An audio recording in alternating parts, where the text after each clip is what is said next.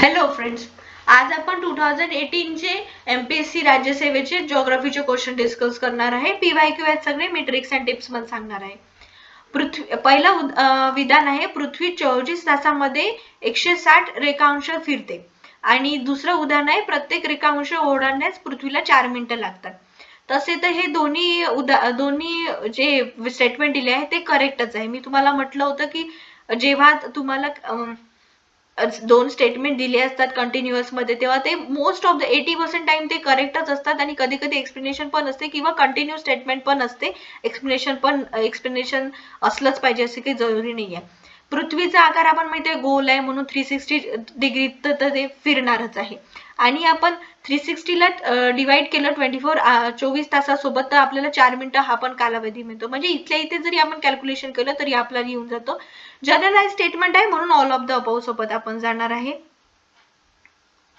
Next question हा, खालीलपैकी कोणते भू अंतर्गत शक्तीचा परिणाम नाही. नाही वर जास्त फोकस करा, कारण की नाही म्हटलेलं आहे. मी तुम्हाला पहिलेही म्हटलं होतं की वेल एक्सप्लेन ज्या गोष्टी आहेत, खूप जास्त लांब करून सांगितले आहे, व्यवस्थित मांडलेलं आहे, हे त्या मोस्टली त्यांचा आन्सर असतात. जो अविशिष्ट पर्वत आहे हा आपल्या म्हणजे जमिनीच्या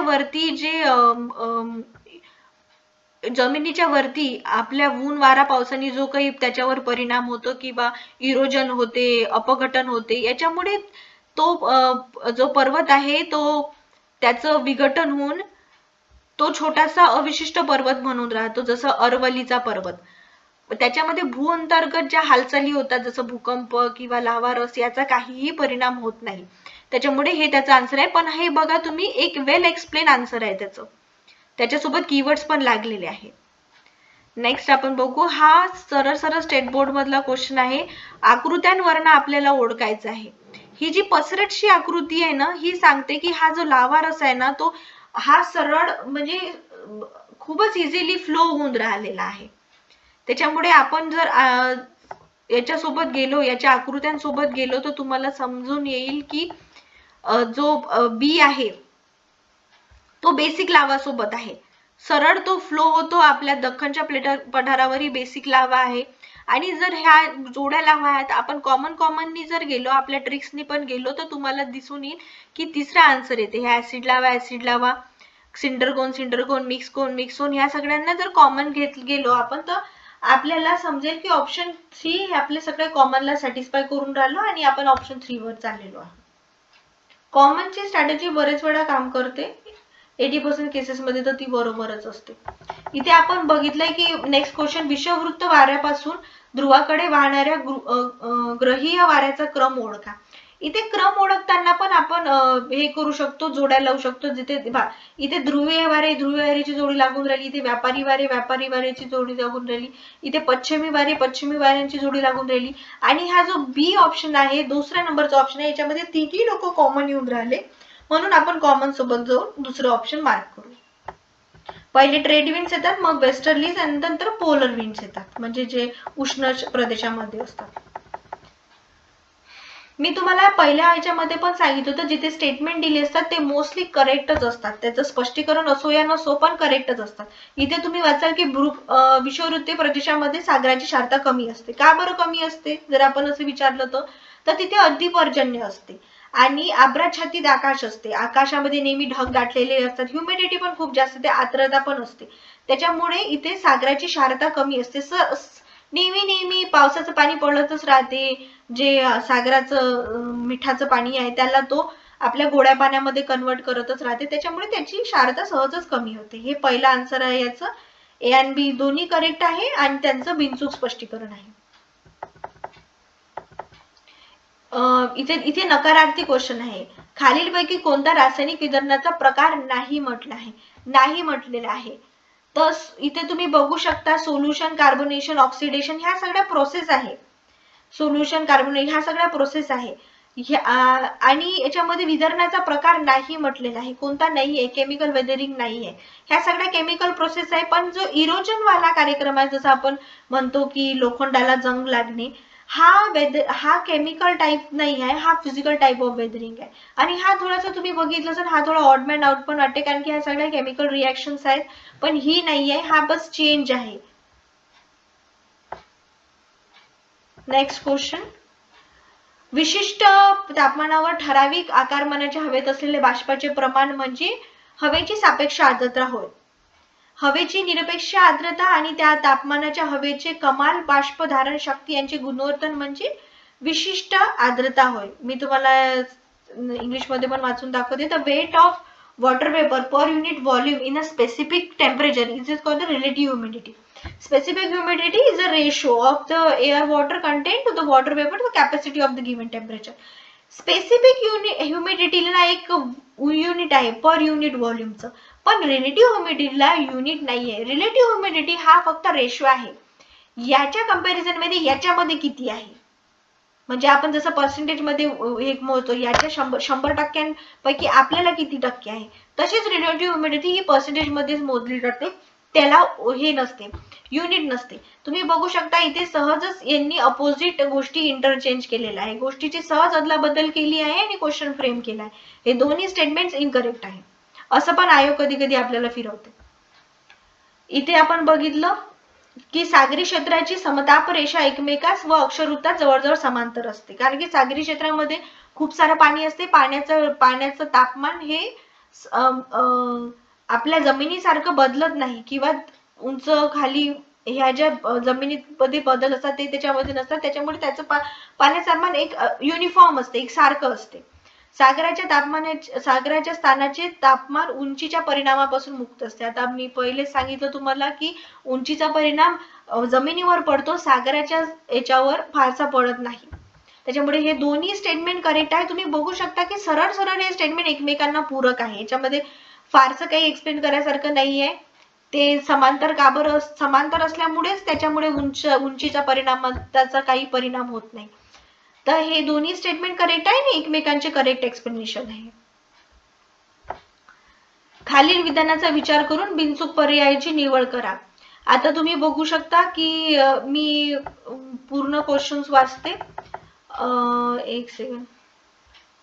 हा, ज्या ठिकाणी खंडात उतार विशिष्ट रुंद असतो त्या क्षेत्राला मत्स्य क्षेत्र तयार होते, आणि उबदार उष्णकटिबंधीय सागरी पाण्यामध्ये मासेमारी विकसित झालेली आहे.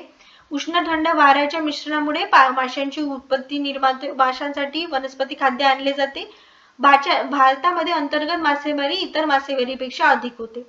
हे जे चौथं स्टेटमेंट आहे ना, याच्यामध्ये तुम्ही बघू शकता सहज तुलना केली आहे की भारताच्या अंतर्गत मासेमारी इतर मासेमारीच्या प्रकारापेक्षा अधिक होते. वरचे जे तिन्ही स्टेटमेंट आहे भूगोलातल्या बेसिक फिजिकल भौतिक भूगोलावर आहे, त्याच्यामध्ये याच्यामध्ये काहीही कंपॅरिझन वगैरे केली नाही, पण हा जो चौथा स्टेटमेंट आहे सहज बदलता येते. म्हणजे अंतर्गत सोबत इतर मासेमारी, इतर मासेसोबत अंतर्गत मासेमारी किंवा बहिर्गत मासे, या सगळ्यांची सरमिसळ करता येते, म्हणजे सहज एक स्टेटमेंट चुकवता येते. म्हणून आपण जर डी ला संशयात्मक पकडलं तर आपलं सहज उत्तर येते अबक. विकसनशील देशामध्ये लोकसंख्येचा स्तूप कसा असतो. आता विकसनशील देश म्हणजे भारत, याच्यामध्ये काय असते, खूप म्हणजे जन्माचा दर जास्त असतो, मृत्यूचा दर कमी असतो. त्याच्यामुळे बरेचसे लोक जन्माला येतात, पण जेव्हा ते अपेक्सवर जातात, जे टोकावर जातात, तेव्हा काहीच लोक उरतात, कारण की विकसनशील देशांमध्ये आरोग्य, शिक्षण ह्या सगळ्या गोष्टी विकसितच होऊन राहिल्या, पूर्णपणे विकसित नाही झाल्या. त्याच्यामुळे इथे पाया हा रुंद पाया असतो आणि अरुंद माथा असतो. विकसित देशामध्ये पूर्णपैकी हे असते, युनिफॉर्मिटी असते, म्हणजे त्याचा पाया आणि त्याचा जो माथा आहे हा सारखाच असतो. पण विकसनशील देशामध्ये असं होतं की रुंद पाया आणि अरुंद माथा. तुम्ही बघू शकता इथे ट्रिक्स अशी आहे की ज्या ऑपोजिट गोष्टी आहे ना त्यांचीच पेअर लागते. रुंद अरुंद याची पेअर लागेल, रुंद इथे पण रुंद अरुंद याची पेअर लागेल, पण रुंद रुंद अरुंद अरुंद याची पेअर लागणार नाही.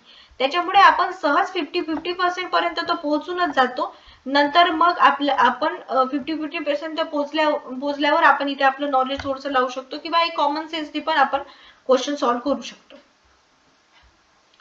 नंतरचं आहे की सत्यता तपासा म्हणते. भारताचा काही भूभाग उत्तर गोलार्धात व काही भूभाग दक्षिण गोलार्धामध्ये आहे. दक्षिण दक्षिणोत्तर विस्तार हा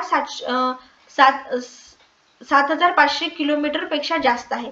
तुम्ही बघू शकता की इंडिया हा पूर्णपणे उत्तर गोलार्धामध्येच आहे. आपण दक्षिण गोलार्धामध्ये नाही. आपल्या मध्यातून कर्कवृत्त जाते पण आपण दक्षिण गोलार्धामध्ये येत नाही. आणि दुसरा जो दक्षिणोत्तर आहे ही खूप जास्त दिलेली आहे. हा पण नंबर चुकवले. नंबर्स जे आहे ना हे सहज चुकवतात, म्हणून नंबर्सच्या फॅक्ट बद्दल थोडंसं आपण जागरूक राहायचं. इथे दोन्ही स्टेटमेंट चुकलेले आहेत.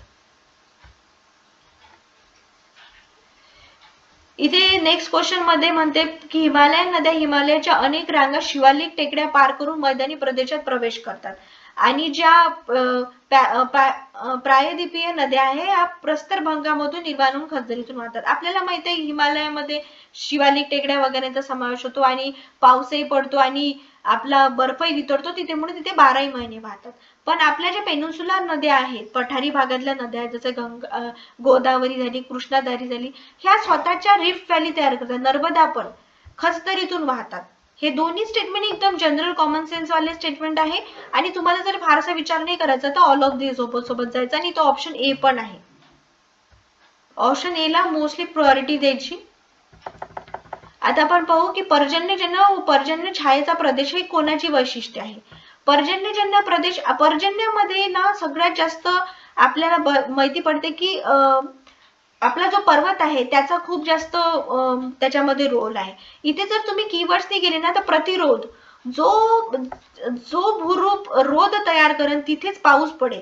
आता पर्वत रांगा ह्या रोध तयार करतात, त्या अडकावतात, म्हणून पर्जन्य एका साईडला पर्जन्य होतं आणि दुसऱ्या साईडला पर्जन्य छायेचा प्रदेश निर्माण होतो. म्हणून कीवर्ड्सनी तुम्ही जर गेले, शब्दशः अर्थ घेतला तर तुम्हाला उत्तर नक्कीच सापडेल. खालीलपैकी वैशिष्ट्ये कोणत्या प्रदेशाची आहे म्हणते. जलवाहतीसाठी उद्योग आहे, नारळाचे उत्पन्न घेते, मासेमारी अनुकूल आहे, पर्यटनासाठी आकर्षक आहे. आपण असं म्हटलं की कोकण हे सगळं काही या गोष्टी फुलफिल करतो. तो किनारीवरती जो प्रदेश होतो तिथे मासेमारी होतं, पर्यटन होतं, जलवाहतूक आणि नारळाचं उत्पन्न पण होतं. Simple common sense based question आहे. असे पण क्वेश्चन असतात, हे आपल्यासाठी बोनस मार्क्स असतात. ठीक आहे फ्रेंड्स, आजचा आपण भूगोलाचा पाठ इथेच संपुष्टात आणू. Thanks for watching.